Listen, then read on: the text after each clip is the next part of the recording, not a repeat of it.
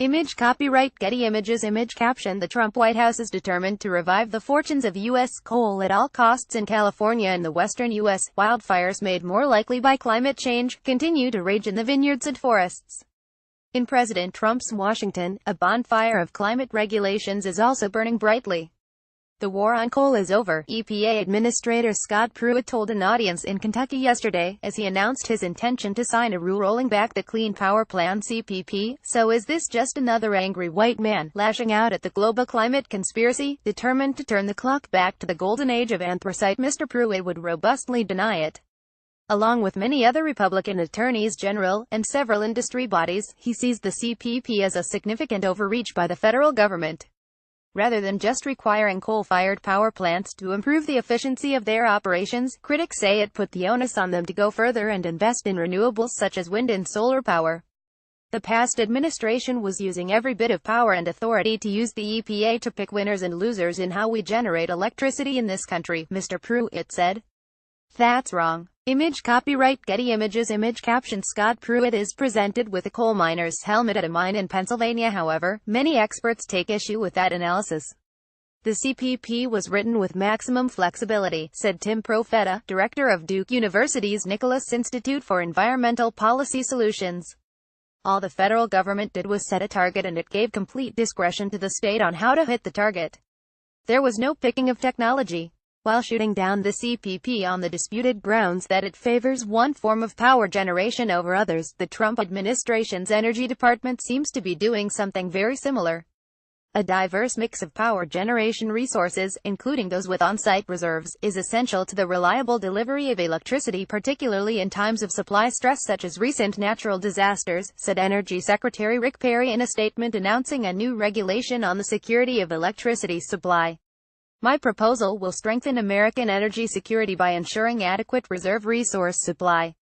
The phrase adequate resource supply is understood to mean that nuclear power and older coal-fired plants will be given extra money to ensure that the lights stay on.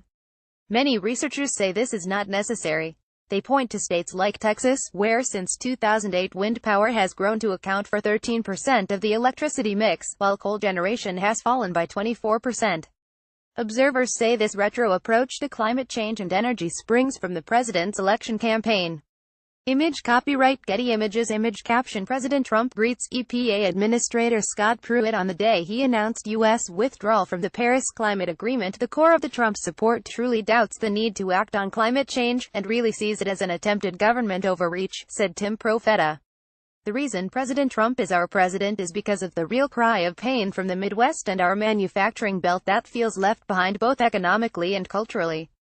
That's what put him in the White House, and I think he is really trying to react to that, and the decline of coal is very symbolic and he's trying to reverse that. However, this impetus to re-energize the coal sector comes into direct conflict with a legal imperative given to the EPA in a 2009 endangerment finding by the Supreme Court that ruled that CO2 was a pollutant and a danger to health. Faced with these two contradictory pressures, Mr. Pruitt has kicked for touch. The EPA will take public comments on what should happen replace the CPP. This will take at least a year. They may then propose an amended and restricted version of the plan, or they may not. Insiders say that another element helping the delay is Scott Pruitt's political ambitions in his home state of Oklahoma, a place hugely dependent on the oil and gas industry. Mr. Pruitt is determined, say sources, not to regulate CO2 during his term at the EPA.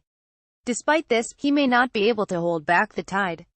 Renewable energy is cheaper than ever, natural gas is in abundant supply, and the U.S. judiciary is firmly on the side of regulating carbon dioxide. The EPA can repeal the Clean Power Plan but not the laws of economics, former New York City Mayor Michael Bloomberg tweeted. This won't revive coal or stop the U.S. from reaching our Paris goal. Tim Profeta agrees with this analysis. The facts are stubborn, we have the legal authority, the public sentiment is there for action, it's just not intense enough to make President Trump care. But I think eventually this nation will get to the right place. Follow Matt on Twitter and on Facebook.